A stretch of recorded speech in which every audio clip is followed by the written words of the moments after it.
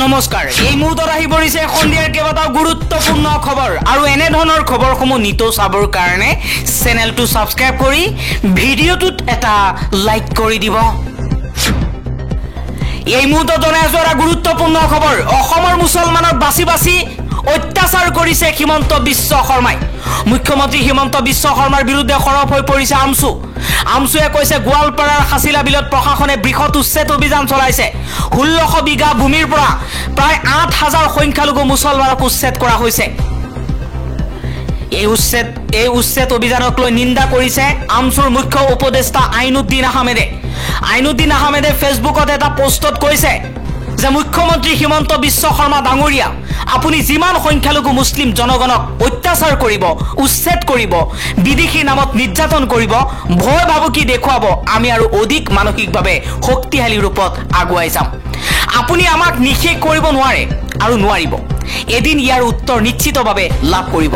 দুৰ্বল শ্ৰেণীক অত্যাচাৰ কৰাটো অতি সহজ কিন্তু এজন শক্তিশালী সাহকে কেতিয়াও দুৰ্বলক অত্যাচাৰ নকৰে বৰং সুৰক্ষা প্ৰদান কৰে আপুনি যেটো কৰি আছে ই ভাৰতীয় সংবিধান বিৰোধী কাৰ্য কৰি আছে বুলি মুখ্যমন্ত্ৰী হিমন্ত বিশ্ব শৰ্মাক হকিয়নি আমচুৰ মুখ্য উপদেষ্টা আইনুদ্দিন আহমেদৰ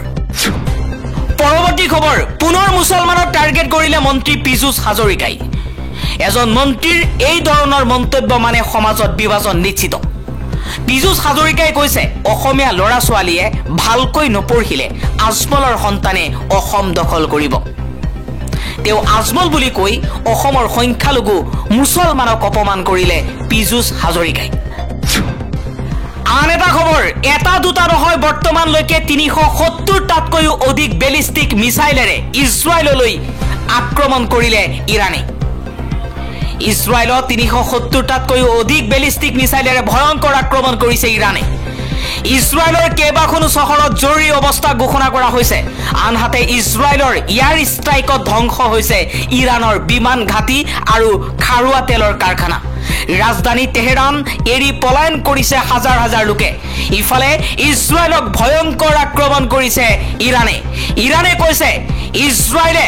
যদি আৰু আক্ৰমণ কৰিবলৈ চেষ্টা কৰে তেনেহলে পৰিণাম ভয়ংকৰ হ'ব সমগ্ৰ ইজৰাইলত হাই এলাৰ্ট জাৰি কৰা হৈছে যিকোনো মুহূৰ্তত দুটা দিনত 370 টাতকৈও অধিক বেলিষ্টিক মিছাইলেৰে ইজৰাইলৰ কেইবাখনো চহৰত আক্ৰমণ চলাইছে ইৰাণৰ সৰ্বোচ্চ নেতাই কৈছে যে ইয়া হৈছে ট্ৰেইলাৰ বাকি এতিয়াও বাকি আছে আন এটা খবৰ মন্দিৰৰ সন্মুখত গু মাংস পেলোৱাৰ আৰত সদায় বিজেপি আৰএছএছৰ লোক জড়িত বাহিৰৰ পৰা অহা আৰএছএছ বজৰং দলৰ কৰ্মীৰ ওপৰত চকু দিয়ক অসম আৰক্ষীয়ে ধুবুৰীৰ ঘটনাক লৈ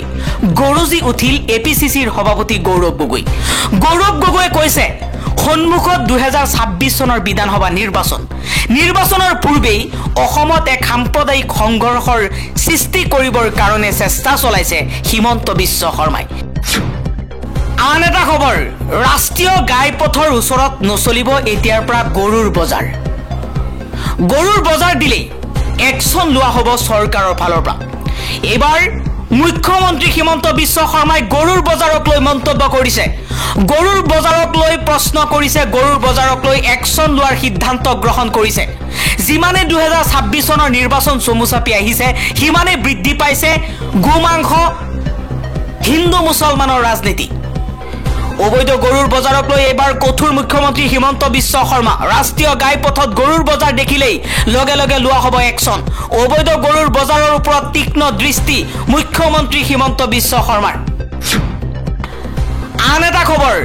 এইখন বিজেপি চৰকাৰক অন্ধভাৱে সমৰ্থন কৰিলে শেষ হ'ব জাতি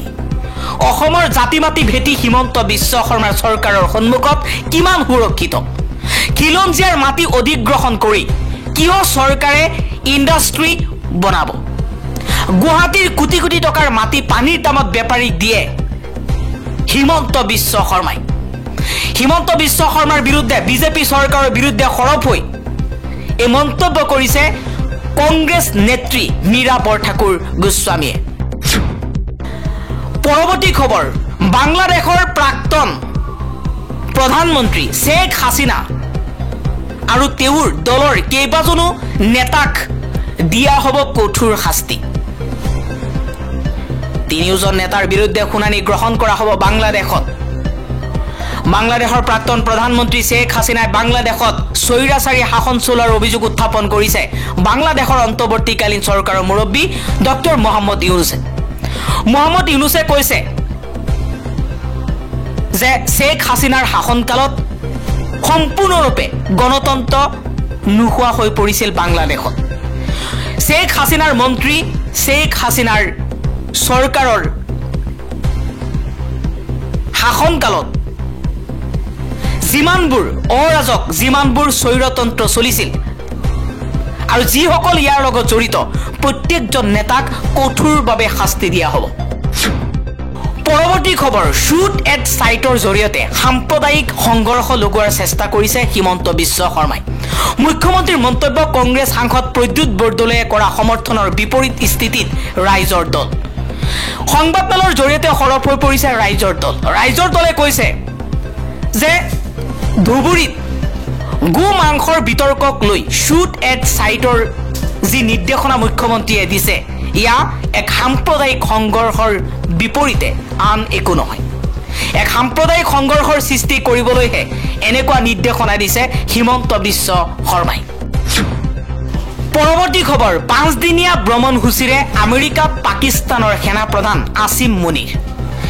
ইৰাণ ইজৰাইলৰ সংঘাতৰ সময়ত তাৎপৰ্যপূৰ্ণ হিচাপে বিবেচিত হৈছে এই ভ্ৰমণ, যি সময়ত আমেৰিকাই ভাৰতক সমৰ্থন কৰিছে, যি সময়ত ভাৰতবৰ্ষৰ লগত ভাল সম্পৰ্কৰ কথা উল্লেখ কৰিছে, তেনে সময়তে পাকিস্তানৰ লগতো একেই সমান বন্ধুত্বপূৰ্ণ সম্পৰ্ক গঢ় লৈ তুলিছে আমেৰিকাই। 5দিনীয়া ভ্ৰমণসূচীৰে আমেৰিকাত পাকিস্তানৰ সেনাপ্ৰধান আসিম মুনিৰ। বৰ্তমান সময়ত ইজৰাইল ইৰাণৰ মাজত সংঘাত চলি আছে, তেনে সময়তে পাকিস্তানৰ সেনাপ্ৰধানে আমেৰিকা ভ্ৰমণক লৈ এতিয়া প্ৰশ্নৰ সৃষ্টি হৈছে। আন এটা খবৰ, প্ৰধানমন্ত্ৰী নৰেন্দ্ৰ মোদীলৈ ছাইপ্ৰাছৰ সৰ্বোচ্চ অসামৰিক সন্মান বঁটা। ৰাষ্ট্ৰপতি grand cross of the order of Makarios তৃতীয়ৰ বাবে মই আপোনাক